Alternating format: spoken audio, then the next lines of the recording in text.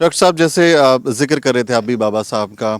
हमारे पुरखों ने जब देश की आज़ादी के लिए लड़ाई लड़ी और देश को आज़ाद करने का एक ख्वाब देखा, अपने खून पसीने से सींचा। उनका एक सपना था कि भारत एक ऐसा मुल्क बनेगा जो समतामूलक समाज होगा, जहाँ पर अन्याय नहीं होगा, जहाँ भेदभाव नहीं होगा, किसी तरह की जातिवाद या ब्राह्मणवाद के लिए जगह नहीं होगी। आपको क्या लगता है कि जैसा सपना हमारे पुरखों ने, हमारे पूर्वजों ने देखा था, वैसा 75 साल में भारत बन पाया है? बहुत ही गंभीर आपने सवाल उठाए हैं और मुझे लगता है कि जो आज़ादी का अमृत महोत्सव मनाया जा रहा है, हमें अपनी संघर्ष यात्रा उसके मूल्यांकन करने का भी अवसर है। अभी अनीता जी ने एक बात कही और दूसरी दूसरी आज़ादी, तो ये कोई नई बात थोड़ी है। आजकल आज़ादी शब्द ऐसा हो गया है, इनकलाब शब्द ऐसा हो गया है कि सरकार डर जाती। कितना डरपोक सरकार है, एक शब्द से डर जाती है। तो ये डॉक्टर अंबेडकर ने जो मैंने पहले स्टेटमेंट कहा 25 नवंबर वाला, उसी में उन्होंने सामाजिक आर्थिक इनक्वलिटी की जो बात कर रहे हैं, तो दूसरी आज़ादी की लड़ाई लड़ने के सूत्र वहाँ उन्होंने छोड़ दिए। हमें अपनी संघर्ष यात्रा क्या हुआ डॉक्टर अंबेडकर के बाद, डॉक्टर अंबेडकर ने आखिर में कल्चरल रेवोल्यूशन किया। और ना पूरा मैंने कई उस पर पढ़ा है उनको कि अब मैं राजनीति में मेरी दिलचस्पी नहीं, पूरी जीवन में अब बौद्ध धर्म के प्रचार प्रसार में लगाऊंगा। आप सारनाथ में भाषण है, नेपाल में भाषण है, लंका में है, बर्मा में है, हर जगह है। तो ये नहीं लगता है कि हमें अपना भी मूल्यांकन करना चाहिए कि हमने क्या खोया क्या पाया। और एक बात मैं आपको बता दूं कि आज़ादी, अधिकार, सम्मान वो फोकट का फ्री में नहीं मिलता है। कि जो आपने कही हमारे लोग शहीद हुए, इस पे अगर सवाल पूछ दिया जाए कि इसका डॉक्यूमेंटेशन कहाँ है, तो बहुत लोग जो अगल बगल झांकेंगे। एक खाली बिहार में जाके देखिए, एक बिहार स्टेट आर्काइव ने किताब छापी है। तो हमने इतिहासकार बनाए नहीं तो हमारा डॉक्यूमेंटेशन भी नहीं है। हमने इकोनॉमिस्ट बनाए नहीं तो हमारा इकोनॉमिक आंकड़ा भी नहीं है। हम लोग खाली पॉलिटिकल जार्गन्स पे बात कर रहे हैं। जिस तरीके से बुद्धिज़्म का प्रचार प्रसार होना चाहिए था, वो नहीं हो पाया। अपने आप के ऊपर सवाल उठाने का भी मायने है ये 75 वर्ष।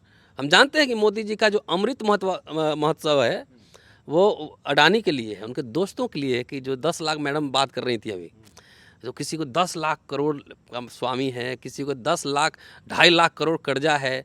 तो आज़ादी का मतलब है कर्जा लो घी पियो। असली चरवाकी फिलॉसफी तो ये लोग अपना रहे हैं। कर्जा ले रहे हैं, फुट से उड़ जा रहे हैं।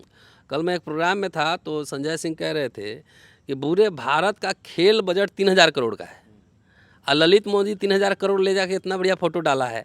इसमें देखा है आपने? अब मैं ज़्यादा मैं देखता नहीं हीरोइन वगैरह। हीरो हीरोइन हैं, सरकार नहीं ढूंढ पाई, सुष्मिता सेन ने ढूंढ लिया। तो आज़ादी उनके लिए अमृत महोत्सव है। पैसे हमारे, और कितना शानदार शानदार मतलब फ़ोटो सब आ रहा है। मेहुल के लिए है, अडानी के लिए है। आप जाइए लोन लेने तो 50 कागज़ मांगेगा कि अच्छा घर का दो, पैन दो, ये दो, वो दो। और पता नहीं लाखों लाख करोड़ रुपए कैसे उन लोगों को हज़ारों अरबों खरबों मिल जाता है, पता नहीं। एक ही प्रॉपर्टी दिखा के 10 बैंक से अलग अलग कर्जा लेता था। आज़ादी उनके लिए। हमारी आज़ादी तो सूत्र दिया था डॉक्टर अंबेडकर ने कि सामाजिक आर्थिक जो गैर बराबरी है उसके लिए आपको लड़ना पड़ेगा। हमने अगर सही पूछिए, और इस पे दुश्मनों को क्या दोष दें, जो हमारे राजनीतिक वैचारिक शत्रु हैं उनको क्या दोष दें। उनको जो करना था उन्होंने ईमानदारी से किया पिछले 97-98 वर्ष में। हमें जो करना था हमने नहीं किया। हमने बहुत सारे बाबूज बनाए, हमने लीडर्स नहीं पैदा किए, इन बहुत सारे इंटेलेक्चुअल्स नहीं पैदा किए, लॉयर नहीं पैदा किए, सीए नहीं पैदा किए, इकोनॉमिस्ट नहीं पैदा किए। सीए अगर नहीं पैदा किए तो क्या करेंगे? खीरा चोरी के आरोप में सुमित को भेजो जेल, अभी हीरा चोर सब बाहर घूमेगा। तो जिस लेवल पे वैचारिकी स्थापित होना चाहिए था वो शायद हम नहीं कर पाए। इसलिए हमारे लिए ये वक्त मूल्यांकन का भी है। ये मूल्यांकन भी करना है। अब किसी एक जो बोलता है, उधर जिग्नेश में यानी गिरफ्तार हो गया, इधर चंद्रशेखर गिरफ्तार हो रहा है, जो सवाल उठा रहा है गिरफ्तार हो रहे हैं। तो अब तो आपको बाबा साहब ने तो सूत्र दे दिया था संविधान के प्रस्तावना में ही। वो जानते थे ये बात, उन्होंने कहा था ये कोई भी संविधान अच्छा या बुरा नहीं होता, उसको लागू करने वाले लोगों की जो प्रकृति कैसी है, नेचर कैसा है, उस पर डिपेंड करता है। संविधान अगर अच्छा हो, लागू करने वाला खराब हो, तो उस संविधान खराब होगा। अगर संविधान खराब हो और लागू करने वाला आदमी अच्छा हो, तो वो संविधान अच्छा होगा। तो वो जानते थे कि संविधान का इस्तेमाल करके, ये उन्होंने लिखा है, ये कोई भी इसको डिस्ट्रॉय कर सकता है। उसी भाषण का अंश कह रहा हूँ, लेकिन उसका सूत्र भी उन्होंने दिया है उसमें, प्रियम्बल में। हम भारत के लोग कि जिस दिन इस तरह का अतताई आएगा, राज सत्ता पर आएगा, बदमाश लोग इकट्ठा होगा, तुम भारत के लोग इकट्ठे होना, इसको उखाड़ फेंकना। हाँ, कि उखाड़ फेंकना, ये सूत्र है, पहला ही वर्ड है। तो इसीलिए ये सवाल खड़े करने का, ये मूल्यांकन करने का, ये एनालिसिस करने का, ये तमाम ये अवसर है। और मैं समझता हूँ कि आपके यूट्यूब चैनल को काफ़ी लोग देखते हैं, तो सब सुने। और एक पूरी जनरेशन जो है, अब हमें सवाल पैदा करने वाले लोग, कितने गिरफ्तार करोगे, कितनों को जेल भेजोगे, जेल तुम्हारी कम पड़ जाएंगी, ये सवाल करने का भी ये अवसर है। जी, थैंक यू। 75 साल में जैसा भारत हमारे पुरखे चाहते थे वैसा नहीं बन पाया। डॉक्टर रतनलाल ने समझाया। डॉक्टर लक्ष्मण यादव से मैं जानना चाहूँगा इसी सवाल को कि ऐसा भारत क्यों नहीं बन पाया? क्या कारण आप देखते हैं कि जैसा सपना था वैसा नहीं हो पाया? उसके रीजंस आप क्या पाते हैं? इस सवाल के कई जवाब हो सकते हैं और बहुत विस्तृत जवाब हैं।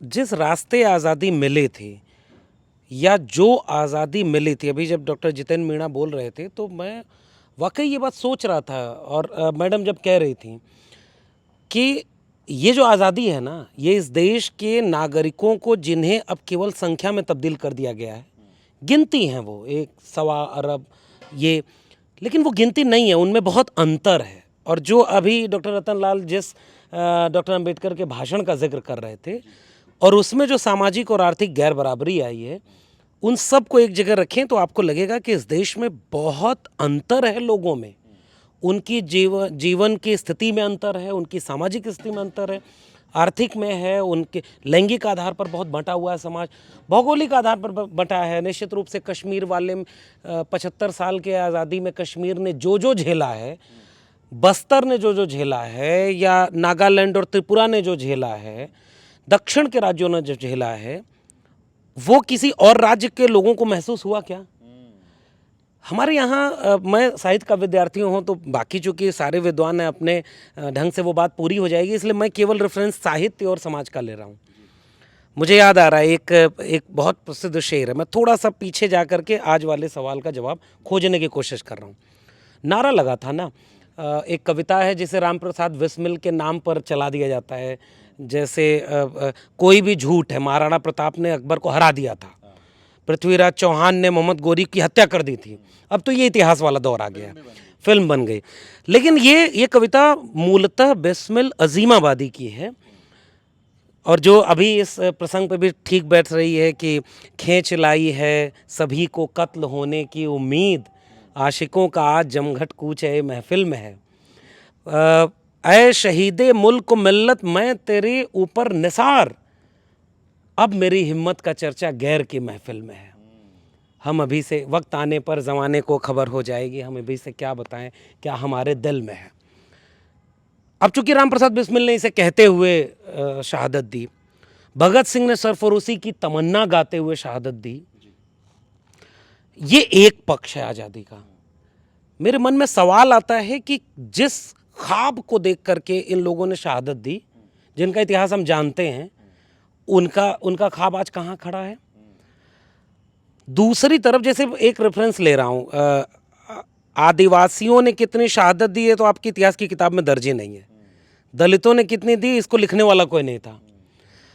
ओबीसी के लोगों ने कितनी दी, इस पर कोई बात ही नहीं करता।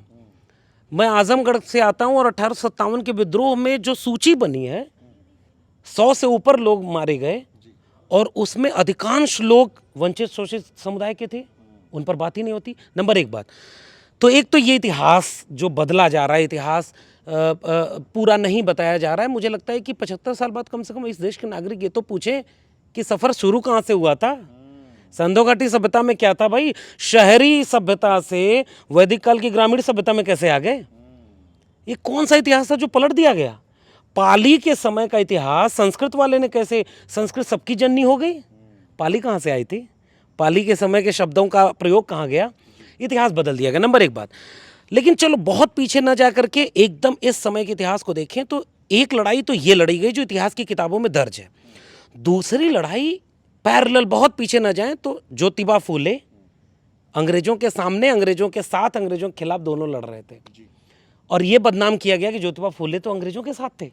डॉक्टर अंबेडकर तो कई बार गोलमेज सम्मेलन में कांग्रेस के साथ ना होकर के कांग्रेस के खिलाफ यानी देश के खिलाफ हो गए। ये नैरेटिव चलाया जाता है। आज का नया नहीं है कि मेरे खिलाफ नहीं हो तो देश के खिलाफ हो, ये उस समय भी था। लेकिन ज्योतिबा फूले बार बार ये कहते थे कि अंग्रेजों के आने से जो मुक्ति का रास्ता मिला है, कहीं ज्योतिबा फूले ने एक लाइन नहीं लिखी कि अंग्रेज न जाएं। तो जो आज आज़ादी की हम बात कर रहे हैं तो अंग्रेजों से आज़ादी की बात कर रहे हैं ना। ज्योतिबा फूले कहते थे कि ये जो मानसिक गुलामी से आज़ादी है उसका क्या होगा, उसका क्या? जो डॉक्टर अंबेडकर के सपनों का भारत बनना था उसका क्या हुआ, भगत सिंह के सपनों का भारत बनना था, पेरियार ने जो विरोध किया था आज़ादी का। अभी ये बात आपके चैनल पे बोल दूं तो पता नहीं क्या बवाल होगा, लेकिन पेरियार के सपनों के भारत में कुछ तो खाब बचा था, वो जो नहीं पूरा हुआ। अब नहीं पूरा हुआ इस पर विमर्श हो सकता है, क्योंकि जिनको सत्ता मिली उनके जहन में आज़ादी का वह स्वप्न नहीं था जो इन सारे लोगों ने मिलकर देखा था। मैं भगत सिंह को याद कर रहा हूँ, रेशियल कमेंट है लेकिन फिर भी इसका अर्थ समझिए। गोरे अंग्रेज चले गए और काले बैठ गए तो क्या होगा, आज कौन लोग शासन कर रहे हैं। डॉक्टर लोहिया को याद कर रहा हूँ और सदन में खड़े होकर के नेहरू के खिलाफ, जो कि पीएम थे उस समय, और उसमें उन्होंने कहा कि इस गरीब देश का प्रधानमंत्री एक दिन में 25,000 रुपये खर्च करता है। समाजवादी देश वह होगा जिसमें सबसे गरीब और सबसे अमीर के बीच 1 से 10 के ज़्यादा का गैप न होना चाहिए। और आज गैप कहाँ है। कोरोना काल में 12 करोड़ लोगों की नौकरी चली गई और 256 गुना मुनाफा कुछ लोगों का बढ़ गया। ये दोनों की आज़ादी एक जैसी क्या है। मुझे इस सवाल का जवाब ये लगता है सोमेश जी कि जिनको कुर्सी मिली उनके जहन में न्याय नहीं था, समता नहीं था। संविधान स्वीकार तो कर लिया लेकिन संविधान को वो है ना, वो मोदी जी कहते हैं दिल से माफ़ नहीं कर पाऊंगा, वो दिल से स्वीकार नहीं कर पाए ये लोग।